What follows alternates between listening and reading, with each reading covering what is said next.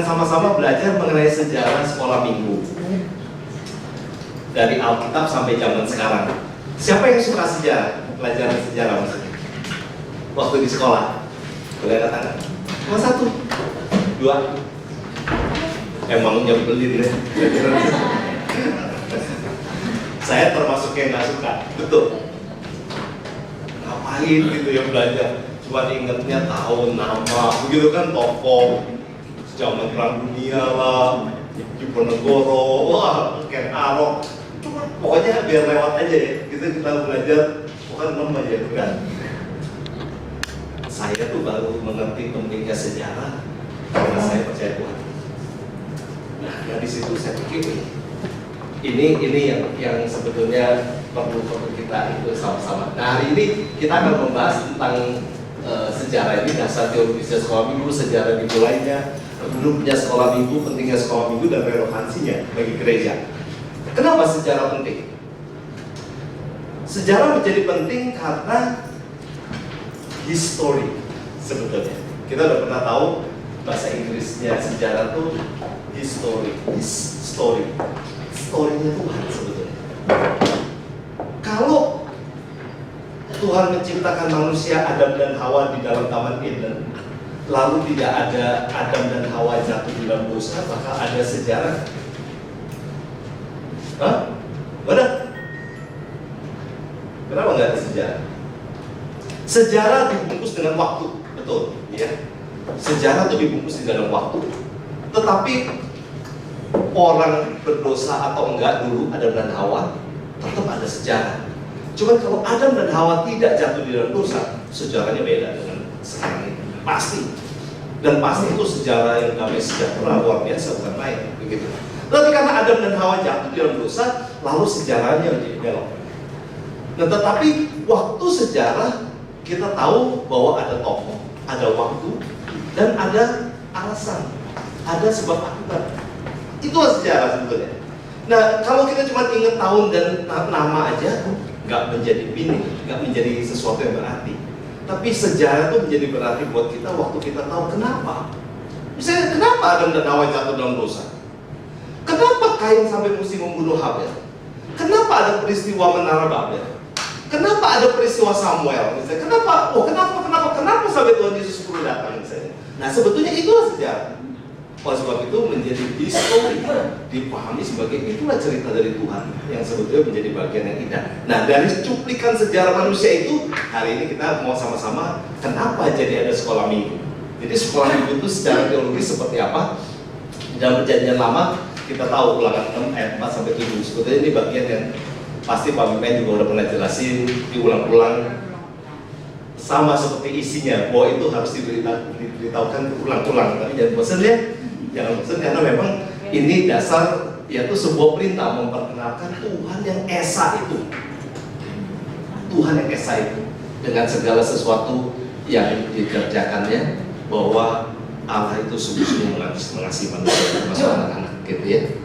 Yang kedua, disebutkan sejak kecil dan berulang-ulang. Jadi bukan setelah besar, begitu.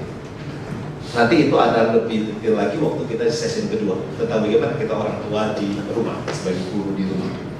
Dimanapun berada, artinya tidak ada batasan. Iya. Pak Iman udah banyak lebar saya jelaskan soal ini.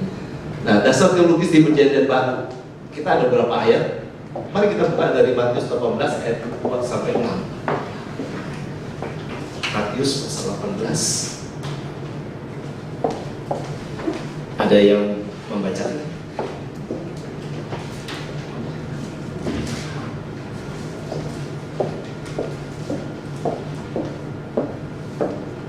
Sampai 6. Lalu nanti 19 ayat 14 sampai 15. 2 sampai 6. Siapa saya? Silakan. Maka Yesus mengutus seorang anak kecil dan memanggilnya ke tengah-tengah mereka, lalu berkata, Aku berkata kepadamu, sesungguhnya jika kamu tidak bertobat dan menjadi seperti anak kecil ini, kamu tidak akan masuk ke dalam kerajaan surga.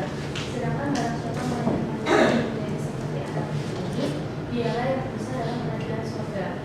Dan barang siapa menyambut seorang anak seperti ini dalam namaku, ia menyambut aku. Terus? Tetapi barang siapa menyesatkan salah satu dari anak-anak kecil ini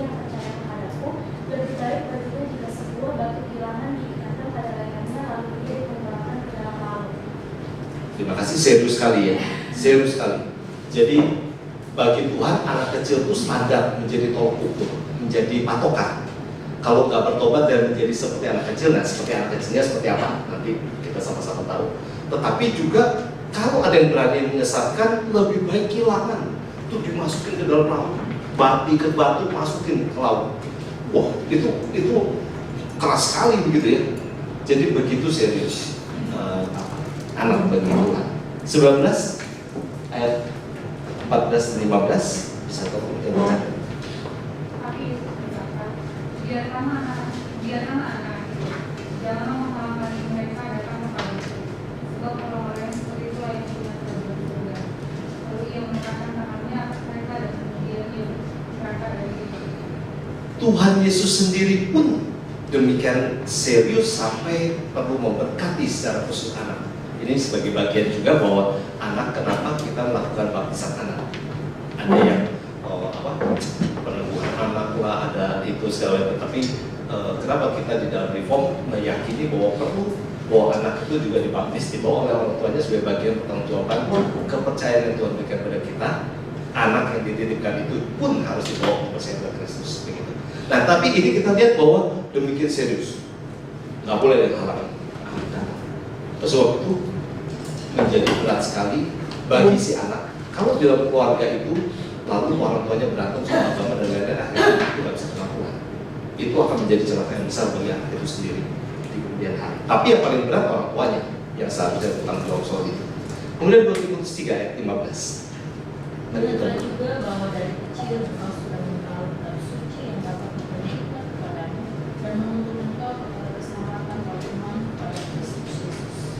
Ya, ini cerita tentang Timotius ya. Jadi sudah dari kecil diajarkan. Ini sesuatu yang kita lihat ada terjadi di perjanjian baru di zaman Rasul Paulus. Pertama, Tuhan sayang anak, memberkati anak. Dua, anak-anak harus mendapat pengajaran yang benar. Orang tua harus belajar supaya bisa ngajarin anak. Yang ketiga, ada tanggung jawab yang serius bagi anak atau orang tua terhadap anak kecil.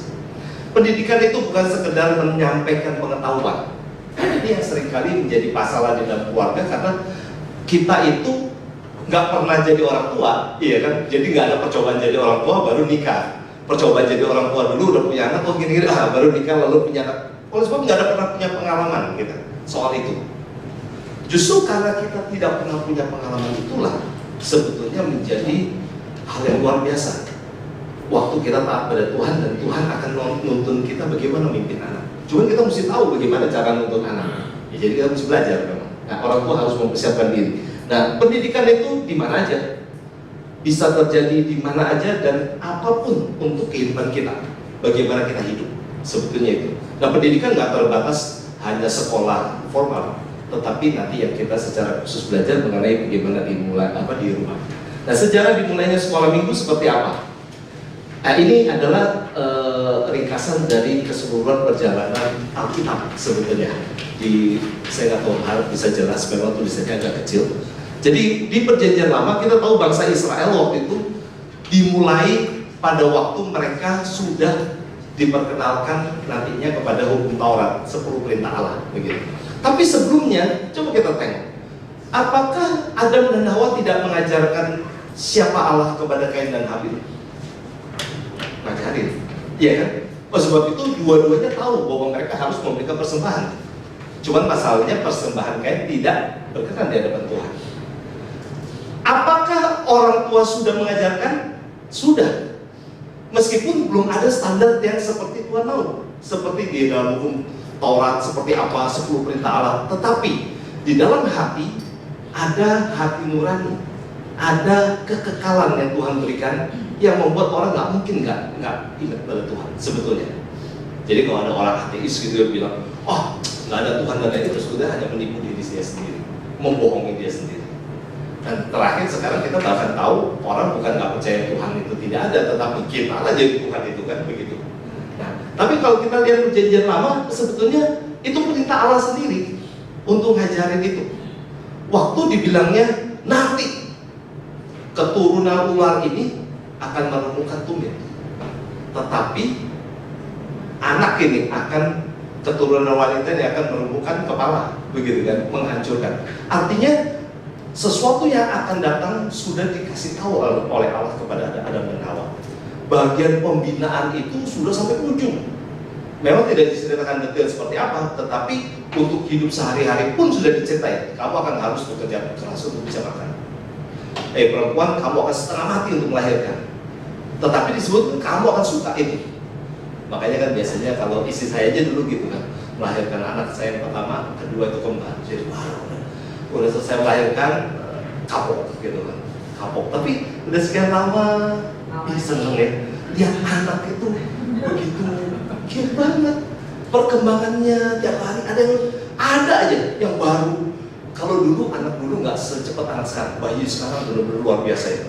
Hari pertama, berapa jam setelah lahir udah bisa melotot kayak ngeliat, udah bisa kayak ngerti, udah bisa senyum-senyum. Saya bilang anak sekarang luar biasa. Anak dulu sih nggak sampai segitu, masih melem gitu. Tapi kita liatin gitu lucu gitu ya perkembangan tiap hari. Apalagi anak saya dulu kan karena kembar cuma 2 kiloan, kecil. Nah itu bedanya. Maksudnya gini, setelah sekian lama saya udah besar, bongkar-bongkar foto lihat lagi ya. Saya baru ngeluh lihat, anaknya kecil banget. Saya masih ingat sih, soalnya saya bisa pakai satu tangan saya ini untuk satu bayi. Jadi 2 bayi kiri kanan saya bisa bawa tuh begitu. Kecil. Saya lagi bayangin ini orang kalau dulu lihat pantesan ya kayaknya kasihan bener anaknya juga gitu ya. Tapi kan selama normal dan sehat nggak ada masalah. Toh sekarang gede ya sama seperti perempuan yang lain begitu ya. Tapi waktu lahir, waktu kita lihat, saya nggak pernah bilang gitu kenapa kecil, kenapa ini, enggak. Waktu saya udah ngeliat mereka udah gede, saya lihat lagi foto dulu, baru saya pikir, dulu kayak gini ya. Nah itu perasaan seperti itu sebetulnya sudah Tuhan karuniakan sejak awal. Bahwa waktu ada keturunan, tetap ada ikatan itu, cinta kasih itu. Yang mau nggak mau akan memimpin orang tua untuk ngajarin anaknya melakukan hal yang benar. Tapi dosa sudah merusak itu sehingga nggak lagi hal yang lempeng yang kita ajarin. Nah, ada banyak sebetulnya. Misalnya salah satu contoh, kenapa kita tidak boleh ngajarin hal yang jelek kepada anak. Anak-anak nggak perlu punya pengalaman yang buruk. Karena Allah tidak pernah ngajarin daripada kita hal yang buruk, nggak pernah. Ingat ya, masih ada waktu Allah menempatkan manusia di Taman Eden, Tuhan nggak ngajarin yang buruk, tapi Allah kasih tahu potensi yang buruk bisa terjadi. Pas waktu itu kasih tahu di tengah-tengah itu ada pohon, pengetahuan baik yang buruk. Jangan kau pegang makan itu, gua mati langsung. Dikasih tahu, di warning, manusia punya potensi untuk berbuat dosa. Manusia punya potensi untuk melanggar. Karena apa? Diberikan penciptaan yang mirip di image of God, sesuai dengan peta dan teladan Allah. Jadi kepandaiannya, cara berpikirnya, luar biasa. Sampai bisa berpikir bahwa saya ingin seperti Allah. Luar biasa kan? Bisa menyampai berpikir seperti itu. Tetapi apakah Allah pernah kasih manusia untuk melakukan apa? Pengalaman yang buruk apa? Yang ada bagus-bagus. Tuhan ciptain binatang dan ada. Kasih nama nih binatang-binatang. Hebat kan? Dari awal waktu Allah menciptakan manusia, manusia sudah dididik oleh Tuhan untuk bekerja bersama-sama dengan Tuhan sebetulnya. Sejarah yang indah itulah yang diputus oleh manusia ingin punya pengalaman yang buruk. Makanya kita sehari-hari misalnya anak-anak kita atau apa, kita nggak perlu kasih tahu gimana cara bohong. Mereka udah bisa bohong sendiri. Iya kan? Bisa udah tahu, gue juga perlu kita. Nanti gini ya, kalau ada orang datang bilangin ini, mereka lebih kreatif bisa. Kecuali yang lugu banget kata papa tadi, papa lagi bilangin suruh bilangin lagi pergi kan, yang lugu banget gitu. Tapi anak-anak sekarang bisa nggak apa, aku nggak ngomongin gitu, aku bilang aja. Papa lagi pergi olahraga, bisa ditambahin olahraga gitu, bisa kreatif banget begitu. Anak-anak sekarang begitu, nggak usah diajarin nyontek, tahu gimana ngeliat jawaban temennya. Ya kan bisa senggol-senggol temennya, gitu. Bisa, nggak pernah diajarin, nggak boleh begitu, nggak pernah bisa. Tapi coba suruh antri, suruh bersabar, suruh berbelas kasihan pada orang lain, berbagi berkat, wah susah banget. Mesti dilatih dari kecil. Oleh sebab itu kita mesti tahu Tuhan tidak pernah kasih hal yang buruk menjadi pengalaman untuk kita. Itu penting. Supaya apa? Waktu kita ngajarin anak-anak jangan contohin hal yang buruk. Jangan membuat anak bimbang. Misalnya ya, kan suka ada ngomong, ini buku apa? Novel? Bukan. Buku cerita? Bukan. Buku bergambar? Bukan. Apa? Alkitab? Bukan. Ini. Iya deh, ini Alkitab. Udah itu. Jangan. Kan kadang-kadang ada yang suka main-main seperti gitu. Kita anggap lucu atau itu. Jangan bikin anak, terutama anak kecil, confused dengan hal seperti itu. Karena terutama 0 sampai 7 tahun itu menjadi kesempatan pertama dia ngisi tabung-tabung pemikirannya dan memorinya. Jadi mesti diinput memori yang baik. Seperti Tuhan ngajarin waktu Adam dan Hawa dicipta. Tuhan input dengan hal yang baik semua. Kamu boleh makan semua. Silakan kasih nama binatang ini. Suruh pilih sendiri kan. Kamu pilih di antara semua ini yang bisa jadi penolong. Adam nggak pernah nemuin di antara binatang itu yang jadi penolong dia. Makanya akhirnya diciptakan wanita sebagai penolong dia. Itu pilihan Adam. Tuhan memberikan pengalaman-pengalaman semua yang baik, yang hebat. Tuhan memberikan pengalaman penciptaan, dikasih tahu semua hal yang buruk-buruk nggak pernah disampaikan. Cuma Tuhan kasih warning. Nah sebenarnya sama anak-anak kita juga, kita mesti kasih tahu yang baik-baik. Baca Alkitab, baik nggak? Baik. Mesti baca Alkitab nggak apa? Harus baca Alkitab. Sama-sama baca Alkitab. Kasih contoh yang baik. Jangan baca Alkitab. Hari ini kita pray, nggak usah baca Alkitab, kita baca komik. Ya jangan. Kalau memang hari itu jam baca Alkitab, misalnya seperti itu. Jadi hal-hal seperti begini sebetulnya sudah Tuhan tanamkan sejak awal di perjanjian lama. Sekolah minggu kalau ngomong secara partikular itu sebagai trademark atau merek dagang, memang nggak ada partikular sekolah minggu. Tetapi hari Sabat itu sesuatu yang mereka khususkan memang.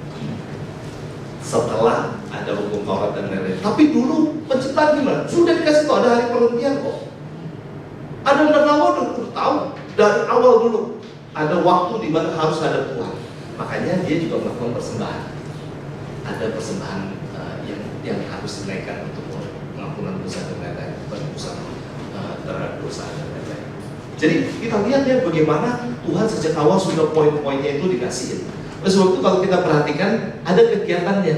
Jadi pengajaran secara ketat. Tuhan kasih ketatan pada Allah menjadi yang utama.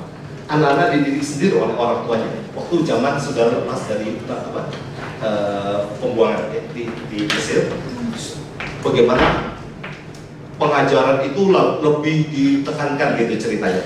Tapi waktu mereka ada di Mesir pun dikasih tahu kamu beda dengan itu. Kamu adalah umat pilihan Tuhan. Begitu. Nah dimanapun dan kapanpun, termasuk hari Sabat menjadi pelajaran. Itu di perjanjian lama. Nah kalau kita lihat sebetulnya sekolah minggu pertama ya waktu adanya Adam dan Hawa itu ngajarin Kain dan Habil. Sebetulnya itu permulaan sekolah minggu, meskipun tidak ditulis secara resmi. STT yang pertama waktu kapan? Samuel, kita bisa lebih lihat secara khusus dikirim masuk ke sekolah itu, seminari begitu kan, dari kecil belajar baik-baik Alkitab seperti itu. Nah itu kita lihat hal-hal yang terjadi yang dicatat oleh Alkitab. Tetapi bukan berarti bahwa sekolah minggu itu tidak pernah diajarkan di perjanjian. Enggak diajarin. Cuman judulnya dulu bukan sekolah minggu, kan? Sekolah Alkitab lah, sekolah belajar, sekolah rohani dan lain-lain. Ini sekolah minggu kan seperti trademark begitu ya. Lalu di zaman perjanjian baru ada Yahudi dan Yunani dan lain-lain, ada campuran. Itu tadi ayat yang kita baca tadi. Sifat anak, kesederhanaan, rendah hati, apa adanya itu menjadi ukuran kelihatannya begitu ya. Tuhan Yesus membela anak-anak dan memperingatkan orang tuanya, itu menjadi dasar pikir kenapa sekolah minggu itu menjadi hal yang penting. Begitu. Anak kenapa perlu dididik? Kegiatannya apa aja? Di kalangan Yahudi masih ketat. Jadi kalau dulu tuh di bangsa Israel hal seperti demikian ketat sekali. Anak-anak harus, dan itu sampai hari ini pun kalangan Yahudi ke hari Sabat ke sinagog, rumah sembahyang dan lain-lain itu masih dijalankan. Dan mereka ketat sekali soal itu. Termasuk anak-anak mudanya nggak malu-malu untuk pakai jubahnya dan lain-lain itu, dan mereka bangga dengan itu. Pakai model janggut-janggutnya dan lain-lain, pakai topinya, itu semua kebanggaan mereka sebagai umat Yahudi. Nah, itu diajarkan turun-turun sehingga meskipun ada film, ada ini, itu budaya dari luar segala macam, nggak ada yang mengganggu mereka soal itu. Hebat, masih jaga itu. Nah, anak-anak kita di Indonesia udah terpengaruh sekali dengan Barat kan. Udah gayanya macam-macam, termasuk sekarang anak-anak kalau dari luar negeri ke gereja bisa pakai celana pendek, pakai kaos, t-shirt, pakai sepatu olahraga. Antara ke mall sama kebaktian nggak beda. Karena di sana boleh kok, human right, hak asasi. Suka-suka gue dong, mau menghadap Tuhan pakai apa kira-kira begitu. Gak ada lagi memikirkan bagaimana menghadap Tuhan dengan sopan santun dan lain-lain. Gak mikirin itu. Nah, apa aja yang itu? Orang Kristen dari kalangan Yunani, orang-orang percaya, tapi di kalangan Yunani, mereka punya kebiasaan beda, lebih liberal. Tetapi lalu mereka mulai diperhadapkan perlu belajar Alkitab. Rasul Paulus menekankan, kamu harus berakal, harus bertumbuh, kamu harus mendidik. Dikasih tahu anak-anak, orang tua jangan bikin marah anak-anak kamu, jangan bikin mereka jadi susah sebetulnya. Tapi anak-anak taat sama orang tuamu. Oh, itu semua bagian dari rangkaian yang Rasul Paulus dengan tegas ajarkan itu tentang keluarga. Itu ya. Jadi kalangan Yunani, bangsa lainnya tidak serius mendidik anak karena penganiayaan orang percaya. Jadi di zaman awal setelah Tuhan Yesus naik ke surga, lalu dimulailah kekristenan, lalu banyak orang dianiaya dan lain-lain. Terus setelah zaman Rasul Paulus dan seterusnya itu orang takut. Jadi ada yang serius terus, ada yang takut. Sehingga pelajaran kepada anak-anak bukan menjadi hal utama lagi. Selalu yang mereka pikirkan perjuangan itu sekedar survive dulu dari hidup, begitu. Sambil terus berjalan itu. Nah, itu terus berlangsung sehingga di abad ke-5 sampai 18 itu perkembangan di Eropa dan Timur Tengah. Kita tahu bahwa di abad ke-5 lalu udah mulai kerajaan-kerajaan Romawi dan lain-lain itu berpengaruh. Jadi bagaimana penjajahan, pengaruh budaya Romawi, segala itu mempengaruhi kekristenan. Meskipun ditindas kekristenan tetap berjaya, tetapi bahwa itu memberikan dampak pengaruh yang cukup besar. Nah, kita tahu kerajaan Romawi ada Barat dan Timur. Ya, kerajaan Barat runtuh, lalu Khalifah atau dari golongan Muslim ayat abad ke-7 mulai masuk. Lalu kita kenal ada Ottoman dan lain-lain yang menaklukkan Turki dan terus dia sampai ke Eropa Timur menjajah itu. Itu kira-kira 200 tahun berkuasa. Dan kalau kita lihat ya peninggalan-peninggalan pengaruh budaya itu kelihatan untuk pengaruh Muslim dan lain-lain. Ada bangunan-bangunan seperti di Rusia dan lain-lain dengan kayak Koptik dan lain-lain gitu ya, masjid-masjid. Dan itu semua pengaruh. Dan pada masa-masa seperti itu kekristenan seperti hilang gregetnya lagi. Yang mereka cuma pikirkan perang. Pas waktu mereka rasa karena kekristenan yang benar, lalu ini ada musuh, perang salib dan lain-lain itu terjadi. Itu terus berkembangan sampai ke abad 18. Kalau kita tahu setelah zaman Renaissance, pencerahan begitu ya, lalu mulai masuk ke budaya-budaya art dan lain-lain yang dipengaruhi oleh kekristenan. Ada Michelangelo, ada sebelumnya kalau kita tahu budaya-budaya lukis dan lain sudah mulai, tetapi zaman pembaharuan yang dilakukan oleh Michelangelo segala macam itu menjadi ukuran karena karya-karyanya itu luar biasa, menggugah orang bahwa seni itu atau kekristenan itu bisa ditumpahkan dalam bentuk seni, lalu musik juga berkembang, semua itu, dan itu mulai setelah reformasi begitu di abad ke 15 ya, begitu ya, ke abad 16. Nah itu terus berjalan terus, termasuk ke Eropa, menguasai Afrika dan Timur Tengah. Nah apa yang dilakukan? Abad ke-5 pendidikan rohani melalui biara. Jadi kalau kita tahu dulu ada kasus-kasus banyak sekali kekristenan nggak puritan lagi, tidak lagi serius, sehingga biara lah yang berkembang. Serius menjalankan cuma doa aja, belajar Alkitab, baca doa itu aja, nggak kehidupan yang lain-lain. Masuklah biara. Sebab itu kita tahu di dalam zaman dulu kekristenan berjalan, ya orang kalau mau belajar ya seperti Samuel itu diutus masuk ke biara. Mau belajar ya jadi romo begitu atau jadi suster begitu, masuk di dalam biara. Jadi serius. Dianggap yang itu Kristen, yang di luar ya sekuler aja, biasa-biasa aja. Nah di situ membuat kekristenan sebetulnya nggak itu lagi, bukan lagi menjadi isi hati banyak orang yang dulu ngaku Kristen. Abad 9 ke 11 perang salib dan lain-lain, gereja sibuk urusin mulai masuk ke pendidikan tinggi. Jadi kalau kita lihat di UK atau di Inggris, itu banyak yang tua-tua, Cambridge dan lain-lain, itu didirikan pada abad-abad ini. Waktu dulu kekristenan pikir begini, anak-anak itu perlu mendapat pendidikan yang bagus. Oleh sebab itu didirikanlah college, universitas. Dan anak-anak tuh umur-umur seharusnya SMA begitu, tapi udah didorong masuk ke universitas. Dianggap dengan pendidikan yang tinggi, anak akan terbentuk dengan lebih baik. Dengan pengetahuan yang baik, diharap hidupnya jadi baik. Seperti itu. Itu pemikiran kepercayaan mereka. Sebab itu gereja ikut berperan di dalam seperti demikian. Universitas didirikan, anak-anak didorong masuk. Tetapi kesiapan mental secara usia tidak menunjang hal itu. Sehingga boleh otak pintar, tetapi secara hati mereka enggak, secara mental mereka enggak. Begitu. Nah, abad 15-18 zaman Renaissance kerohanian melalui budaya itu yang terjadi. Nah, bagaimana dengan sekolah minggu? Sekolah minggu nggak terlalu berkembang saat itu. Dari abad 5 terus sampai itu nggak menjadi sesuatu yang serius itu. Kalau mau ya masuk ke biara. Kalau mau ya serius ke dalam seminari, ceritanya begitu. Tapi di rumah-rumah tergantung orang tuanya. Orang tuanya ngajarin dengan baik, ya bagus. Nah, oleh sebab itu kalau kita lihat di daerah Eropa yang secara umum pendidikannya lebih baik, seperti di Inggris atau ke arah Swiss, negara-negara Jerman dan lain-lain, itu pendidikan secara umum baik. Orang tuanya tahu anak perlu dididik. Oleh sebab itu secara umum mereka dengan pengaruh kekerasan akhirnya bisa menjadi tokoh-tokoh yang hebat. Mereka yang anak mudanya bertumbuh jadi pemikir dan lain-lain yang hebat. Tetapi di daerah yang lain enggak lagi. Mereka nggak mikirin itu.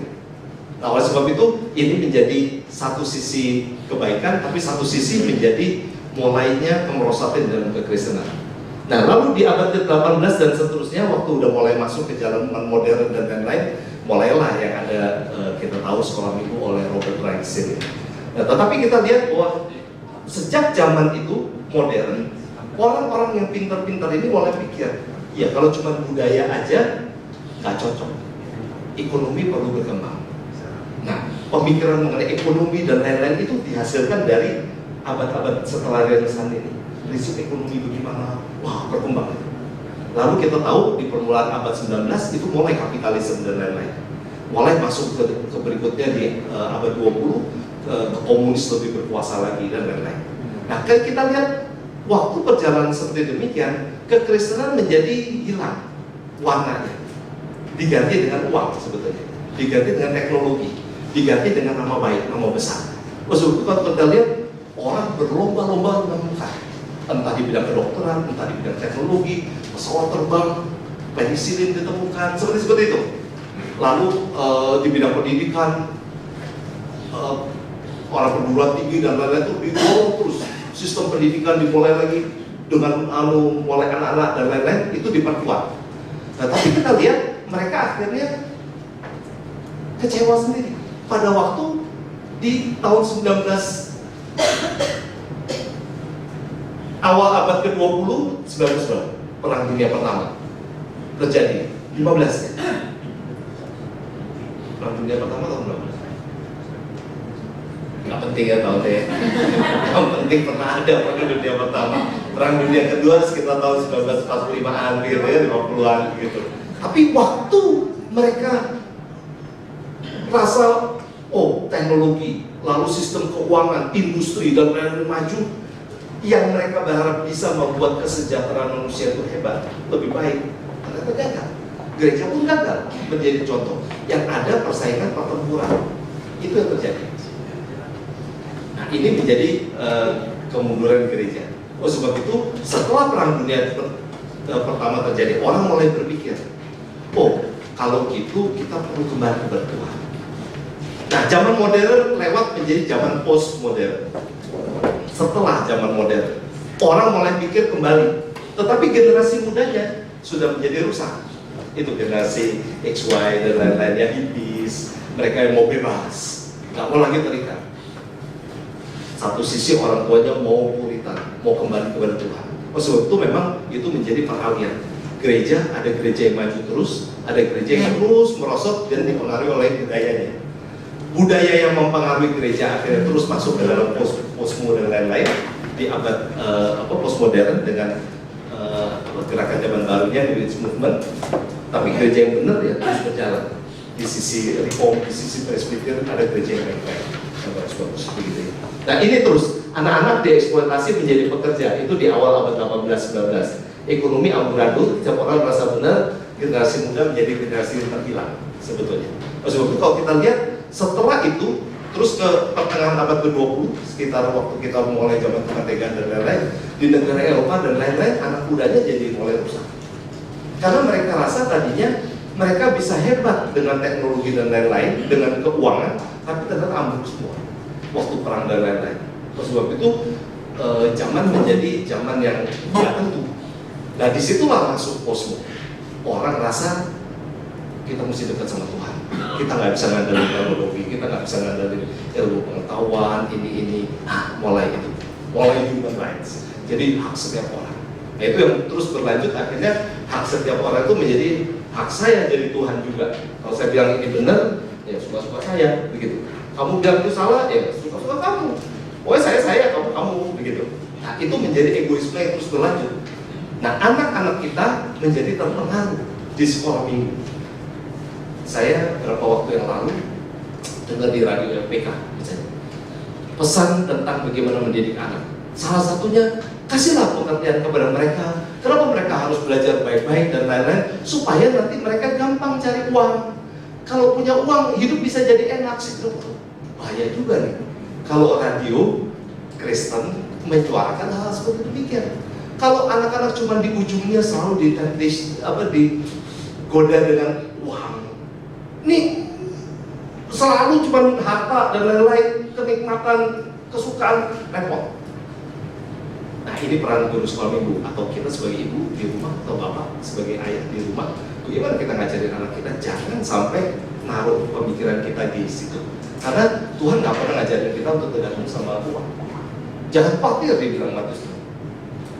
Apapun di dalam dunia ini menjadi mudah waktu kita kembali kepada Tuhan.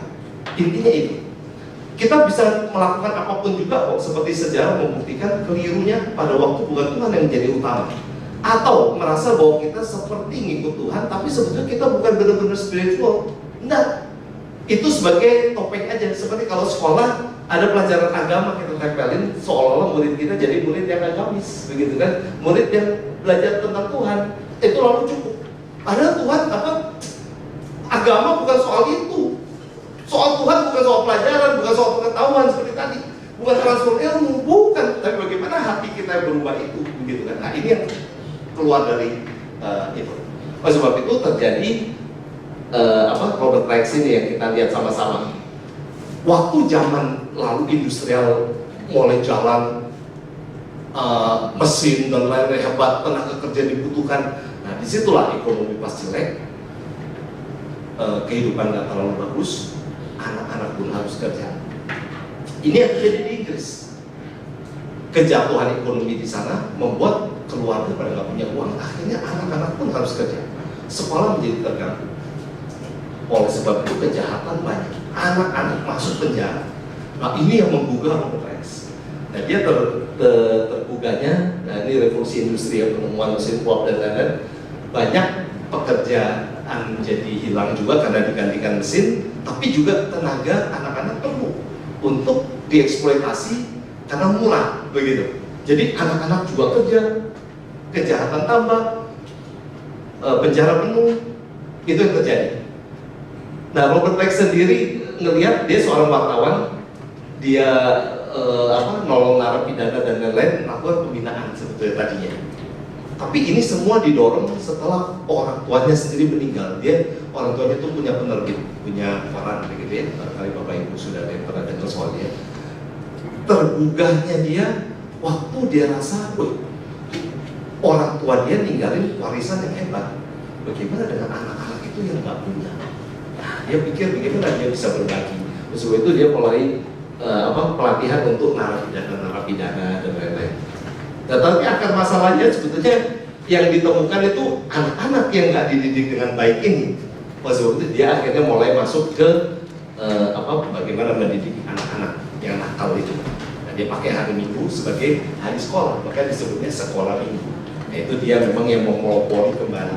Jadi setelah sekian lama tidak ada satu sebutan institusi untuk bagaimana ngajar anak supaya berulang-ulang dengan Tuhan itu. Nah itu yang membuat Robert Rice terpikir, mesti dimulai, gerakannya mesti dimulai, paling nggak di kotanya, untuk bagaimana ngajarin anak-anak. Nah kita lihat ini selalu bagaimana Tuhan bekerja melalui orang, begitu ya. Di dalam saat-saat kelam selalu ada orang yang terpilih untuk menolong bangsa. Setiap kali ada satu periode ada kejatuhan, pasti ada orang yang Tuhan pilih untuk menjadi penyelamat. Itulah sejarah dari jatuhnya Adam dan Hawa, terus setiap tokoh nabi yang terus jalan sampai ke Yesus sendiri, ada para rasul. Selalu kita lihat ada zaman di mana nggak ada Tuhan seperti di sana, tapi lalu Tuhan bangkitkan orang. Tidak ada kebenaran di sana, soal kejahatan boleh ngapain aja, tapi ada orang yang Tuhan berikan pencerahan. Ada nabi yang berkata dan lain-lain yang membuat ingat lagi kepada Tuhan. Seringkali seperti itu. Nah, tapi sebetulnya berulangnya sejarah ini jangan sampai berulang di dalam keluarga kita.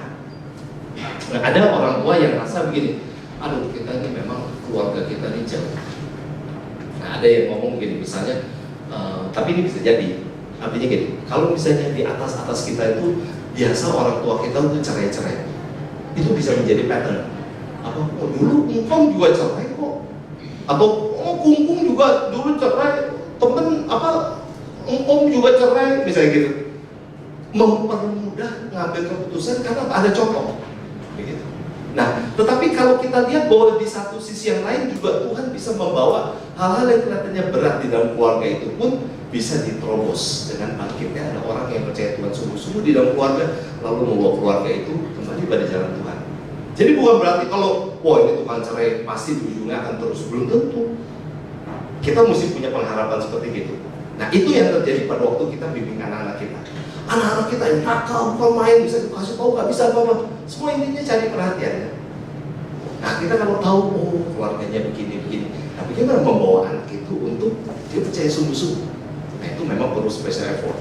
Tungguin dia, temenin dia, benar-benar bersama-sama. Ini pengalaman saya sendiri. Waktu saya masih pemuda remaja, lalu kami ada satu pembimbing, sekarang pendeta yang mulia, saya nggak tahu Bapak Ibu yang kenal. Beliau tuh pembimbing KTB. Beliau bapak rohani saya. Begitu ya, saya percaya Yesus karena beliau. Nah, itu benar-benar memakai waktunya untuk bimbing kita. Pulang, udah pulang loh yuk, udah, ya mau kemana? Ya udah kita kumpul aja. Kebetulan rumah Pak Engga itu dekat sama kita gitu. Jadi kumpul ke rumah dia. Udah, caranya bukan ini ya belajar Alkitab ya hari ini. Enggak, ngomongnya nggak begitu karena dia tahu kita bukan anak-anak yang suka itu. Jadi ngomongnya sama-sama ngobrol ini itu kalau gitu. Udah makan belum ya kita di tetek gitu kan, kita sama-sama telepon. Caranya begitu. Sampai kita tuh rasa in sama dia. Baru dia mulai masuk. Lu ngapain sih kayak begini terus? Nah, gitu. Ngomong. Nah dia punya dua kelompok. Kelompok yang saya itu kelompok pertama ceritanya agak baik-baik lah dalam tanda kutip, nggak kena nakal. Ada satu kelompok yang waduh bener-bener yang memang begadang dulu dan lain-lain. Tapi kita teman-teman semua tuh satu gereja. Nah dia liatin tuh anak-anak mudanya, yang ini mendingan dikelompokin ke sini gitu kan, yang ini kelompokin ke sini. Nah waktu udah terbentuk dua kelompok itu, saya sadar dia memberikan waktu lebih banyak ke sana ketimbang ke kita. Tapi udah nggak apa-apa. Tapi begitu seriusnya, tapi ini kan udah gede-gede semua. Begitu seriusnya deketin, ajakin apa, sampai semua ini yang nakal-nakal ini sungguh-sungguh bertobat percaya pada Kristus dan hidupnya dirubah. Tapi memang mesti ada orang yang sediain waktu, benar-benar mau nemenin. Wah, luar biasa. Nah, kita sebetulnya guru sekolah minggu nggak cukup kalau hanya sekedar kita persiapan cerita, bimbing anak-anak main olahraga dan lain-lain, sudah cukup pulang. Enggak. Tapi kita perlu lebih serius lagi. Nah ini yang terjadi, jadi menggunakan dapur kecil ya, banyak ngaredit dan lain-lain. Saya rasa sejarah ini banyak sudah pada tahu ya, sudah tahu? Belum pernah tahu. Jadi ini mulainya sekolah minggu di rumah dia. Jadi sampai gurunya tuh, jadi sampai nyerah itu yang satu. Guru yang pertama nyerah digantiin dengan guru yang lain. Guru kedua yang di sini menggantikan ngaredit. Nah terus berkembang di Inggris sampai dalam waktu 4 tahun ada 250.000 anak-anak yang ikut sekolah minggu yang dimulai oleh Robert Rice ini. dan dia meninggal tahun 1811. Di Inggris udah ada 400.000 anak-anak yang ikut sekolah minggu, dan itu berkembang terus di Eropa dan Amerika. Robert Rice pernah berkata, ini Reverend Thomas Stock ini partnernya dia untuk sekolah minggu. Dia pendeta yang nyadari bahwa perlu anak-anak ini dibimbing seperti yang diajarkan oleh si Robert. Jadi bagaimana dia perhatian dan lain-lain. Nah, dia bilang sama si ke pendeta ini, Thomas, papa saya meninggal. Papanya papa saya juga meninggal. Nanti saya juga suatu hari akan meninggal. Tapi zaman ini akan dipimpin oleh anak-anak yang lebih begitu. Jadi kita perlu memperhatikan anak-anak. Kita ngajarin anak-anak. Nah, ini sekolah minggu di berbagai gereja. Ini nama-nama gerejanya ya. Ada Saint Mary the Great, lalu yaitu Thomas Stock tadi dari Saint George Baptist. Nah, kalau kita tahu di gereja-gereja sekarang ini di Eropa, di Amerika terutama, golongan baptis itu punya sekolah minggu untuk orang dewasa. Jadi namanya sekolah minggu bukan hanya untuk anak-anak. First Presbyterian juga di Amerika sana juga itunya ke semua umur, tapi dibagi golongan. Sebab hari-hari itu mereka udah bersibuk, nggak ada pembantu dan lain-lain, jadi nggak mungkin diganggu dengan pembinaan tengah minggu kayak ini. Kita enak, kita ada Jumat bisa, kan ada pembantu jagain rumah dan mereka udah nggak ada waktu. Waktu satu-satu ya Sabtu sama Minggu, tapi ya paling tepat Minggu setelah kebaktian semua masuk ke kelas dan mereka belajar gitu ya. Di Amerika masuk ke gereja Metodis gitu ya. Nah, ini dicontoh oleh berbagai negara. Di tahun 1786 ini sekolah minggu modern mulai di gereja Metodis Virginia. Nah, 1947 menjadi tonggak bahwa itu diakui ada di World Council of Christian Education. Jadi dibentuklah sungguh-sungguh serius dengan adanya kurikulum dan lain-lain untuk sekolah minggu. Jadi menjadi lembaga yang serius sekali diperhatikan dan itu menjadi lembaga dunia. Begitu. Nah, ini kalau di Indonesia sendiri, abad ke-19 sangat pesat masuk melalui penjajahan Belanda dulu ya. Missionary datang ke Indonesia membawa itu. Tionghoa Kitok Kahwe itu pengaruh pertama dari Belanda kepada golongan Tionghoa di Cirebon. Itu pengelolanya GKI, Gereja Kristen Indonesia. Perpuluhan abad 20 sekolah minggu dengan berbagai setting. Tahun 1953 ada seksi sekolah minggu di Dewan Gereja Indonesia. Dan ini relevansi bagi anak-anak. Sekolah minggu bagi gereja ada banyak sekali. Ini waktunya mepet sekali. Ada dasar pikir itu mengenai apa alasannya, begitu. Kenapa perlu ada waktu, metode, program dan pesan Alkitab? Karena sekolah minggu kan bukan tempat penitipan anak. Nah, ini guru juga mesti clear. Kalau enggak, guru rasa ya orang tua biar kebaktian anaknya dititipin di sini. Ini gurunya sendiri yang nganggep dia lagi sebagai babysitter untuk anak-anak itu. Sebetulnya bukan. Sebetulnya benar-benar bagaimana guru itu menjadi orang tua bagi anak-anak ini. Benar-benar orang tua, khususnya usia 0 sampai 7 tahun. Atau ya pokoknya mulai nursery atau toddler gitu ya, umur 2,5 tahun. Itu sekali. Usia yang paling rentan sekali, serius sekali. Bukan pengisi waktu libur. Oleh sebab itu metode juga nggak boleh asal-asalan. Mesti ada perencanaan dan pelatihan yang intensif. Karena bukan main-main. Usia 0 sampai 7 itu usia di mana anak itu tidak menolak apapun, dia akan terima apapun. Nah, itu jadi bahaya kalau yang inputnya keliru. Nah, ada program dan lain-lain, bukan terlihat supaya gerejanya ada sekolah minggu juga gitu, tapi bukan, tapi harus menjadi kids oriented. Jadi orientasinya harus pada anak-anak, bukan kepada programnya, sesuai dengan usianya. Ada yang bilang lagi pesan akhirnya ya sekedar sayang anak-anak lah. Enggak, bukan sekedar kita sayang anak, tapi begini bahwa anak itu mengenal Kristus itu ya, supaya diselamatkan. Nah, ini kita lihat kalau ada orang-orang atau guru sekolah minggu yang merasa nggak layak begitu ya. Ini pernah dapat ini tulisan ini. Jadi ada Yakub yang nakal gitu kan, ada Petrus yang temperamennya meledak-ledak, ada Daud yang ada Nuh yang mabok, Yunus yang lari dari Tuhan, ada Paulus yang pembunuh begitu ya. Jadi nggak ada yang bagus. Yang orang dipilih oleh Tuhan nggak ada dengan background yang memang pertamanya udah profesor, juara satu, hatinya baik, atau nggak ada. Bukan itu. Semua punya kekurangan. Tapi bagaimana kita menjadi orang yang di dalam kekurangan kita betul-betul menyediakan diri untuk dipakai oleh Tuhan. Tuhan bukan memanggil yang memenuhi syarat, tapi Tuhan memanggil sesuai dengan apa yang Dia mau panggil. Begitu. Jadi kalau Tuhan sudah panggil kita, pasti Tuhan punya purpose untuk hidup kita. Begitu ya. Tapi Yesus berkata, biarkanlah anak-anak itu jangan menghalangi mereka datang padaku, sebab orang yang seperti itulah yang mempunyai kerajaan surga. Sementara ini sampai di sini dulu tentang sejarah permulaannya sekolah minggu, begitu ya. Jadi kalau secara umum, bahwa sebetulnya teologi itu sendiri diajarkan sejak awal. Harus percaya pada Kristus, itu sudah dipesankan dari awal. Allah Esa itu sejak penciptaan dari awal sudah dipesankan. Terus tetapi pergeseran sejarah mulai dari abad ke-5 terus sampai ke belakang, itu dinamika besar sekali. Dan kalau kita tahun ini kita ada di dalam anugerah Tuhan seperti demikian, sebetulnya kesempatan itu Tuhan kasih besar sekali. Begitu ya. Nah ini yang kita harap menjadi sama-sama semangat kita, bahwa demikian pentingnya untuk melihat sebab akibat. Bukan soal sekedar tahunnya terjadi apa, tapi kenapa orang tidak percaya pada Tuhan akhirnya jadi jelek semua. Gak ada yang bagus. Kenapa waktu Tuhan warning sesuatu untuk orang taat lalu orang langgar? Akibatnya belum. Batasannya ada. Tuhan memberikan agar Tuhan tidak mau menjadikan kita robot.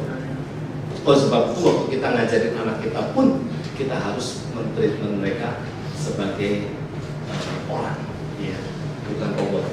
Mereka mempunyai kehendak, punya cara berpikir juga. Sebentar sampai di sini dulu. Ada yang mau tanya? Ada waktu untuk kita tanya jawab sebentar.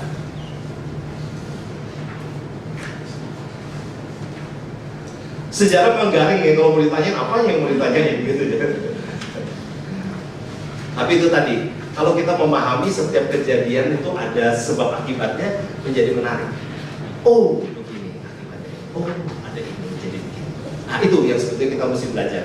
Karena di dalam kronos ini ada kairos kayak gitu. Ada waktu di mana itu menjadi hal yang penting yang menjadi rencana Tuhan ada di situ yang nggak mungkin terulang lagi. Dan itu menjadi titik tolak untuk sesuatu yang lain yang lebih hebat.